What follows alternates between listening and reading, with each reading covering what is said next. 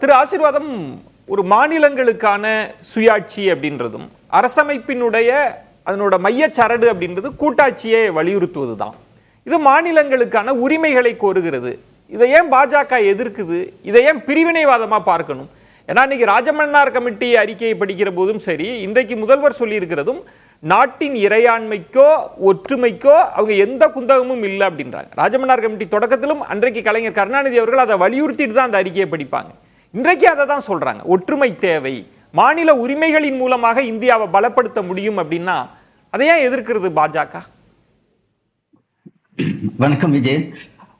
நீங்க கொடுத்திருக்கிற இந்த தலைப்பிலேயே இந்த பிரிவினைவாத செயல் அப்படின்ற ஒரு வார்த்தையை நீங்க பிரயோகம் பண்ணிருக்கீங்க. நம்மளுடைய அரசியலமைப்பு சட்டத்துடைய அது நீங்க சொன்ன வார்த்தை, நாங்க தனிச்சு நாங்க கொண்டு வரல, உங்க விமர்சனத்தை எடுத்து போட்டிருக்கோம். அத நீங்க தலைப்பாவே வச்சிருக்கீங்க. நல்லது, நீங்க வச்ச தலைப்பு சரியான தலைப்பு தான். ஏன்னா மக்களுக்கு ஒரு புரிதல், அதுவும் குறிப்பாக தமிழ்நாட்டு மக்களுக்கு ஒரு புரிதல் வேணும். நம்மளுடைய அரசியலமைப்பு சட்டத்துடைய ஃபர்ஸ்ட் ஆர்டிக்கல், அந்த ஆர்டிக்கல் எடுத்துக்கிட்டீங்கன்னா, இந்தியா அதாவது பாரதம் மாநிலங்களின் ஒன்றிணைப்பு. அதுல சப்செக்ஷன் 2 பாத்தீங்கன்னா, அட்டவணை முதல் அட்டவணையில உள்ள அந்த எந்தெந்த மாநிலங்களோடு இருக்குதோ அது எல்லாம் சேர்ந்து ஒரு இந்த இந்தியா பாரதம் அப்படின்ற ஒரு நாடு. அதுல வரிசை எண் 7 தமிழ்நாடு.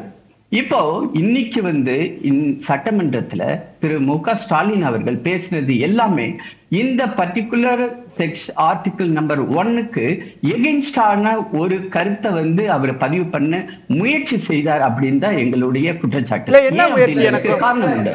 இல்ல நான் விளக்க வாங்கிறேன். இல்ல என்ன ஆரம்பிச்சிருக்க? இல்ல என்ன எதிரா அதுக்கு காரணம் இல்லாம ஒண்ணு நான் சொல்லல. அவங்க எடுத்த உடனே ராஜமன்னார் அறிக்கை பத்தி அவர் பேசினார். அதிலும் குறிப்பாக அவர் ஒரு சில அதாவது நம்மளுடைய கான்கரண்ட் லிஸ்ட், ஸ்டேட் லிஸ்ட்ல இருக்க வேண்டியது கான்கரண்ட் லிஸ்டுக்கு போயிடுச்சு. அதை மீட்டெடுப்பதற்காக நாங்க ஒரு உயர்மட்ட குழுவை உருவாக்குவேன். உயர்மட்ட குழுவை உருவாக்குவதற்கு அவங்களுக்கு முழு உரிமை உண்டு. அதுவும் எந்த ஒரு அந்த குழுவால எந்த ஒரு பலனும் இல்லை அப்படின்றது மக்கள் போக போக பார்க்க. திரு ஆசீர்வாதம், இந்த தலைப்பை நமக்கு ரொம்ப குறுகிய காலமே இருக்கிறதுனால பாயிண்டடா பேசினா இன்னும் சிறப்பா இருக்கும்னு நினைக்கிறேன். நான் உங்ககிட்ட கேள்வியை வச்சேன். இல்ல நான் கேள்வியை மட்டும் வச்சிடறேன், நீங்க சரியா தான் வரீங்க. இன்னும் துலக்கமா நான் கேள்வி வைக்கிறேன். இப்ப இந்த கமிட்டி அமைக்கிறாங்கல்ல, மாநிலங்களுக்கு அதிக உரிமை வேணும், இப்ப கல்வின்றது மாநில பட்டியல்ல இருந்தா சரியா இருக்கும் அப்படின்னு ஒரு கோரிக்கை இருக்குல்ல, அதை ஏன் தவறுன்னு சொல்றீங்கன்னு கேட்கிறேன்.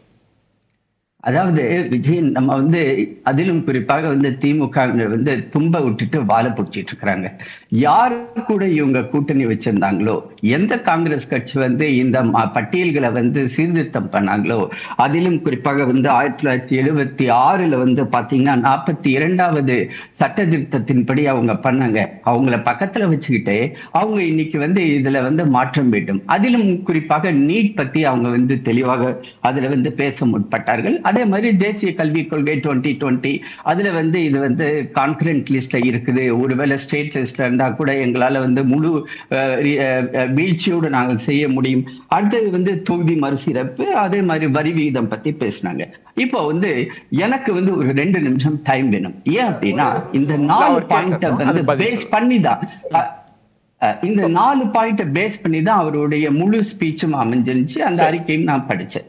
இப்போ நீட்டை கொண்டு வரும் பொழுது முழு அதிகாரத்தை கொண்டிருந்த UPA 1, UPA 2ல, அதாவது இவங்க நினைச்சா அந்த ஆட்சியை கவிழ கூட ஒரு பவர் இருந்த சமயத்துல 2010 21 டிசம்பர் அன்னைக்கு காந்தி செல்வன்ற ஒரு அமைச்சர் கொண்டு வர்றார்.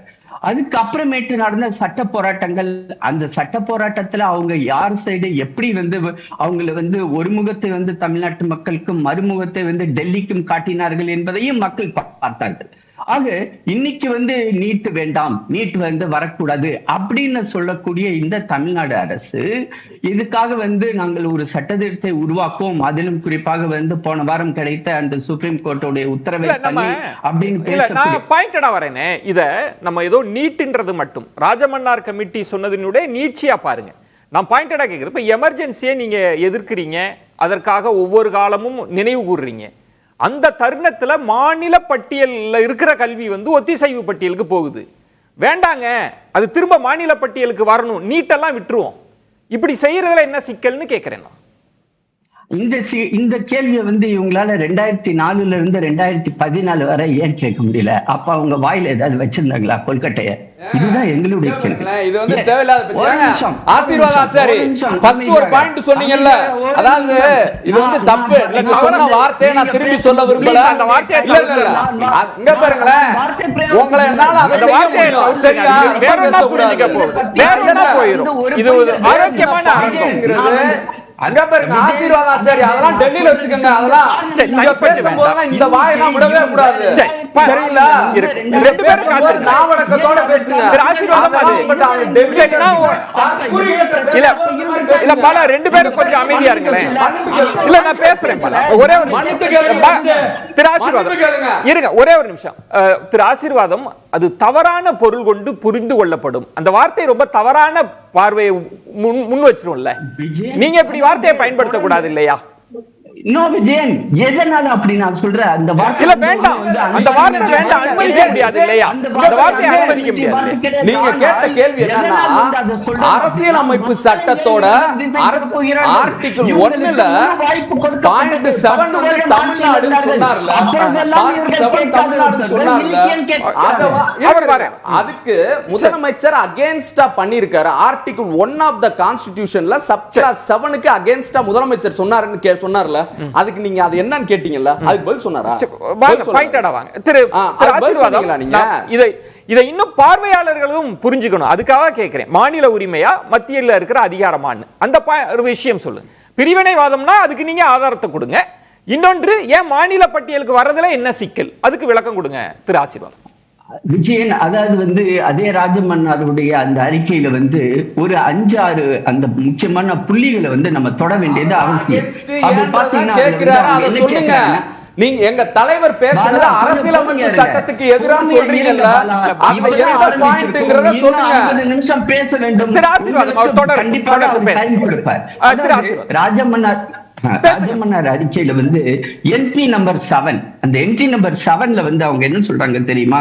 அதாவது போர் சூழல் சார்ந்த தொழில்கள் பாதுகாப்பு, அந்த சமயத்துல அது எல்லாத்தையும் தூக்கி மாநில பட்டியல கொடுக்கணும். இது வந்து ஒரு பாயிண்ட். இன்னொரு பாயிண்ட் வந்து எண்ணெய் வயல்கள், கனிம எண்ணெய் வளங்கள் என்ட்ரி 53, 54, 55 அதை டிரான்ஸ்ஃபர் பண்ணணும். அதே மாதிரி வந்து மாநிலங்களுடைய செலவு கணக்கு என்ட்ரி 76 அதையும் தூக்கி வந்து மாநிலத்துக்கு கொடுக்கணும். எதிர்கால சந்தைகள் என்ட்ரி நம்பர் 48 அதையும் கொடுக்கணும். இவங்க வந்து வரிசையா. அப்புறம் இன்னொன்னு முக்கியமானது, இந்த சிஆர்பிஎஃப் மூவ்மெண்ட் இருக்கு இல்லைங்களா, அது வந்து மாநில அரசு கிட்ட கேட்டுதான் அந்த மூவ்மெண்ட் நடத்தணும் அப்படின்னு.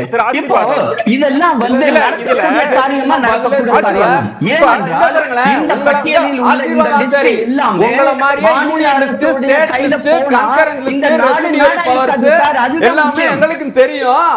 அதாவது நான் சொல்றேன் பாருங்க, union list, state list, concurrent list, residuary power, பிரசிடென்ட்க்குள்ள அதிகாரம் எல்லாமே எங்களுக்கு தெரியும். கேட்ட கேள்வி என்னன்னா, அரசியலமைப்பு சட்டத்துக்கு எதிராக எங்க முதலமைச்சர் என்ன செஞ்சாரு, அந்த பாயிண்ட் சொல்லுங்க. அதுதான் நம்ம முதல்ல ஆரம்பிக்கிறேன். நீங்க பேசுறது பிரிவினைவாதம் இருக்குதா இல்லையா? யாருக்கிட்ட நீங்க கேட்க வேண்டிய கேள்வியும் பிரிவினைவாதத்தெல்லாம் நீங்க பேசலாமா? மதத்தின் பேரால இந்தியால வந்து பிரிவினைவாதத்தை ஏற்படுத்தியது திசை மாறிடுவோம். ஆசீர்வாதம், அதைத்தான் சொல்றேன். நம்ம திரும்ப வரோம். நான் என்ன சொல்றேன்னா, அந்த அன்றைக்கு சொன்ன தீர்மானமாகட்டும் இன்னைக்கும், ஏன்னா சட்டமன்றத்தில் அது கொடுக்கப்படுது, அது எல்லாத்துக்கும் பாத்தியப்பட்டது. அதுல அவங்க மீண்டும் மீண்டும் சொல்றாங்க, இந்திய இறையாண்மைக்கு கட்டுப்பட்டு இந்த தேசம் பலமாக இருக்கணும்னு சொல்லிட்டு அந்த சூழலை என்ன விளக்குறாங்கன்னா, அன்றைக்கு பிரிவினை இருந்த காலகட்டத்தில் அரசமைப்பு உருவாக்கப்படுகிறது. அப்ப மாநில உரிமைகளை எல்லாம் தாண்டி இந்த தேசம் இருக்கணும்ன்ற சூழல்ல சில அதிகாரங்கள் குவிக்கப்படுது. அடுத்து எமர்ஜென்சி போன்ற தருணங்கள்ல மேலும் மேலும் டெல்லியில அதிகாரம் குவிக்கப்படுது. அது வேண்டாம், மாநிலங்கள் வந்து இன்னும் இருக்கணும். இன்னும் சொல்லணும்னா உள்ளாட்சிகளுக்கே அதிகாரம் பரவணும்னு சொல்ற ஒரு சூழல், அதுதானே ஜனநாயகமா இருக்க முடியும். அதை ஏன் பிரிவினைவாதமாக நீங்க பாக்குறீங்கன்றதான் கேள்வி. அதுக்கு பாயிண்டடா வந்தீங்கன்னா நல்லா இருக்கும். பாயிண்ட், அதாவது விஜயன், இவங்க வந்து திமுக வந்து திரு அடல் பிஹாரி வாஜ்பாய் அவர்கள் மேல வந்து மிகுந்த மரியாதையை வைத்திருந்தார்கள். அதை வந்து நாங்களும் நேரடியாக பார்த்தோம். அவரு வந்து என்ன சொன்னாருன்றதை நாங்க கோட்ஸ் வந்து நான் உங்களுக்கு சொல்றேன். இதே ராஜமன்னாருடைய அந்த அறிக்கையை பத்தி பேசும்போது அவர் என்ன சொன்னார்னா, திமுக அமைத்துள்ள குழுவின் பரிந்துரைகள் பிரிவினைவாதத்தை ஆபத்தான அளவுக்கு ஊக்குவிக்கும் என்றும் நீதிபதி ராஜமன்னார் போன்ற மரியாதைக்குரிய நபரை பிரிவினைவாத அரசியலின் அடையாளமாக முன்வைத்திருக்கிறது திமுக என்றும் அவர் குற்றம் சாட்டினார். அதனுடைய பார்ட் 2 தான் இன்னைக்கு. இப்ப வந்து வாஜ்பாய் சொன்னதா சொல்றீங்க. வாஜ்பாய் சொன்ன இந்த மாதிரி கருத்தை வாஜ்பாய் சொல்லவே இல்ல. போய் சொல்லாதீங்க. இந்த மாதிரியான ஒரு கருத்தை பிரதமர் வாஜ்பாய் அவர்கள் சொல்லல. பிரிவினை என்ற பார்வையில தான் பாக்குறீங்க.